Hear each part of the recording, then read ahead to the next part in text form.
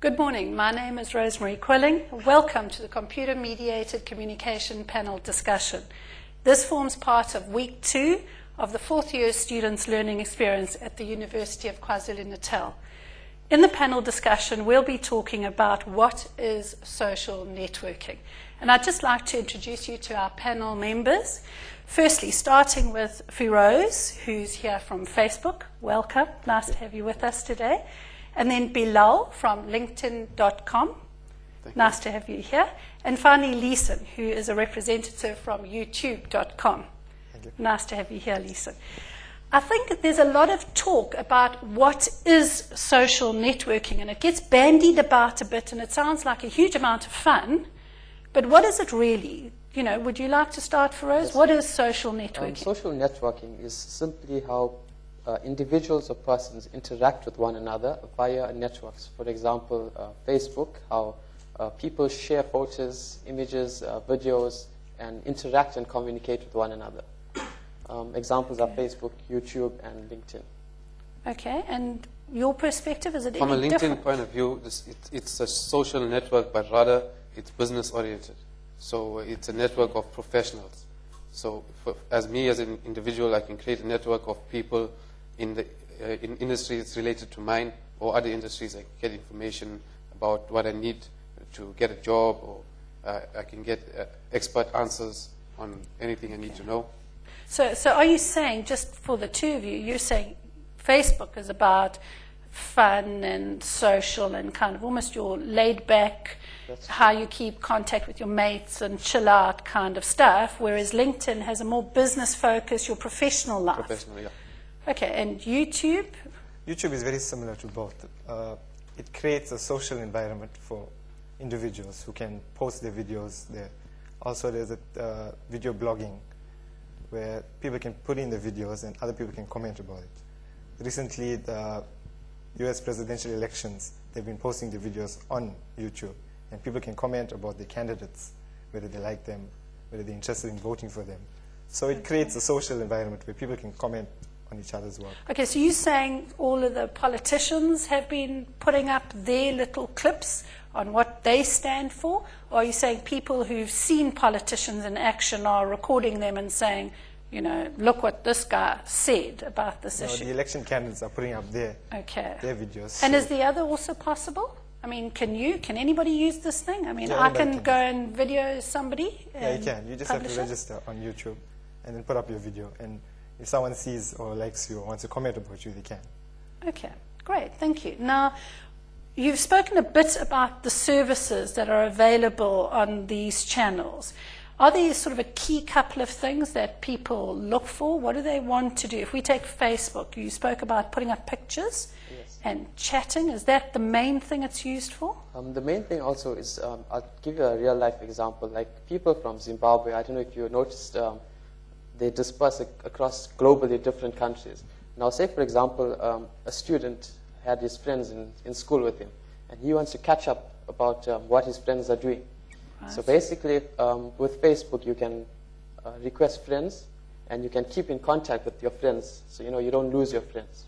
Okay, so is there some automatic way? I mean, if I decided that Facebook would be a good place for me to hang out, so I start there. What do I have to do? Do I have to put in individuals' names, as they come to mind, or is there some quicker route that the everyday computer person can get into? Yeah, there is a quicker route in that you can search for a network, for example, a school name or an organization, for example, UKZN. In that organization, you can join it, and once you've joined it, you can search for a person's name. Okay, so there are some additional features that you tend to have.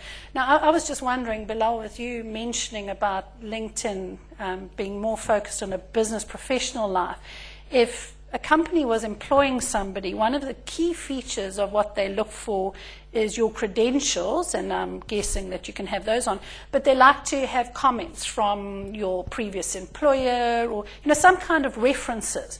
Do you accommodate to this in any way? Once you're in LinkedIn, you create a profile, basically. There's everything about yourself. So your employer can have a look at that, firstly. And in LinkedIn, you create a network with your contacts, and in LinkedIn is termed connections. So you have connections, your first connections, then you have second-degree connections, and so on and so on. So as an employer, if you need references, you can speak to the specific person's connections, either it be his first degree, or second degree, or third degree connections, and find out more about him. And probably his previous employers are his connections. So you can get references there easily. Okay, excellent. Thank you. Now, I'm just trying to think here, you know, do you, the business world is all about competition.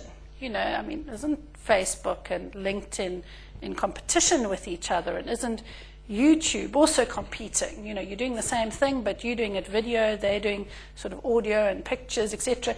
Isn't this a, you know, a bit of a dog-eat-dog environment? Do you actually, are you in competition with each other? Is this what it's actually all about?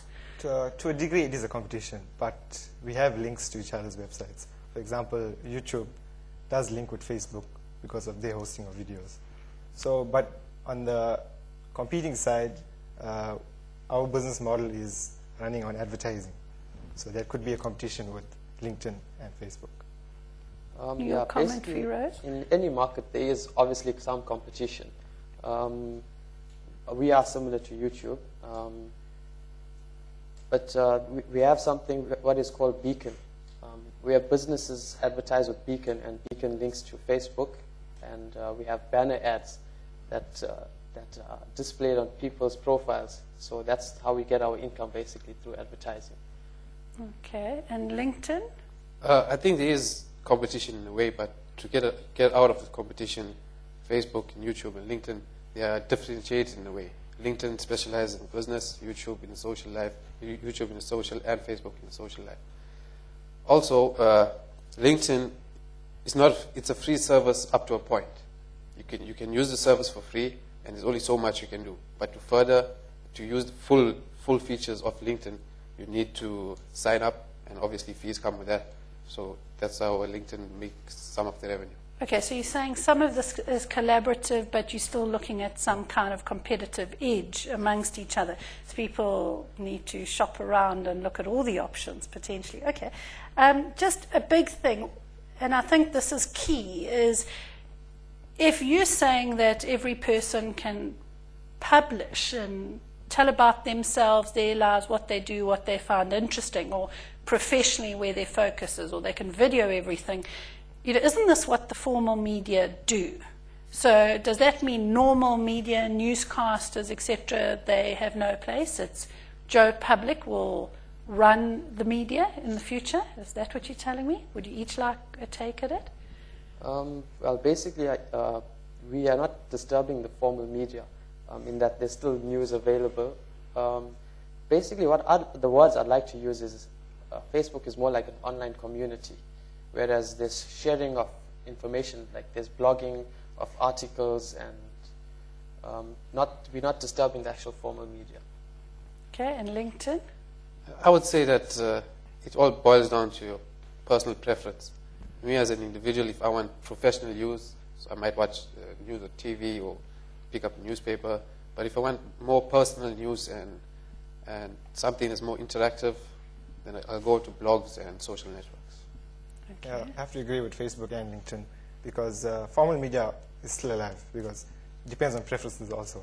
So if a video is put up on YouTube, people can comment on it or just watch it for informational purposes. Okay, so you think that they both still have specific spaces? Okay, I think, and I don't mind, I think we can take sort of one answer from one of you, is what role do you see your site as having to business? Now, I think LinkedIn has made it clear. Perhaps Facebook, a quick comment, and YouTube, a business application. Business application. Simply, we have something called a marketplace. A marketplace, as in if you have something to sell, you can auction it on the website. In terms of actual business, there isn't really business involved in Facebook. The only thing that we have is advertisements. That's simply it. And YouTube? YouTube also. It lives on advertisements. There's not much business running.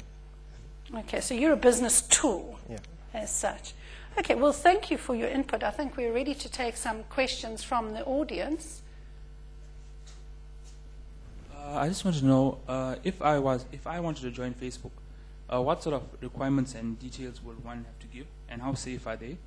And also with YouTube, if I wanted to download a video or watch a video, is there any cost to it, or can I just do it free of charge? And do I have to be a registered member, or can anybody just go on and just do it?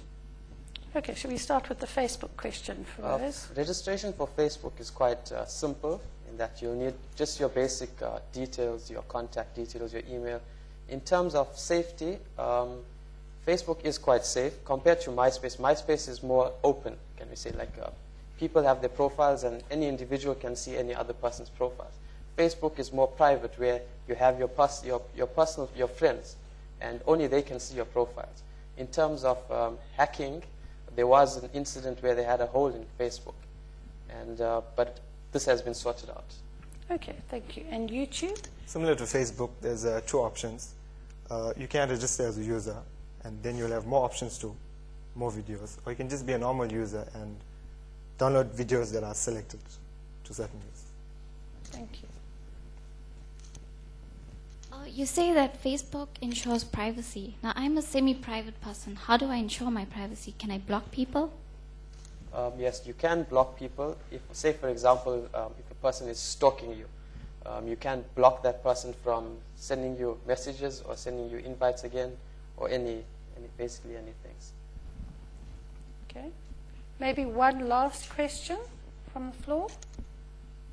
Oh, I want to know, is there any dark side to social networking? I've heard you talk about the good things that it offers. Is there any dark side to it?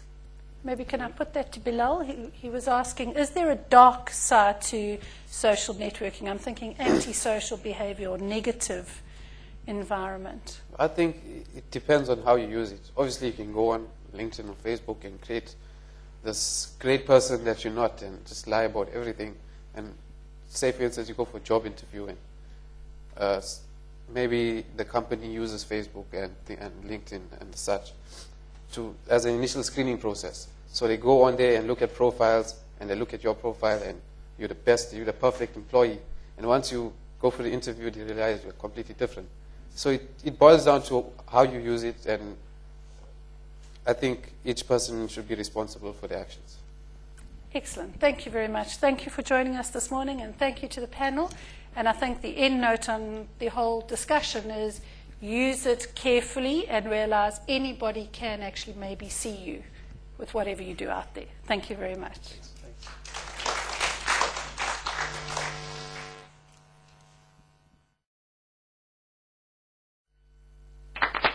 Good morning. My name is Craig Blewett.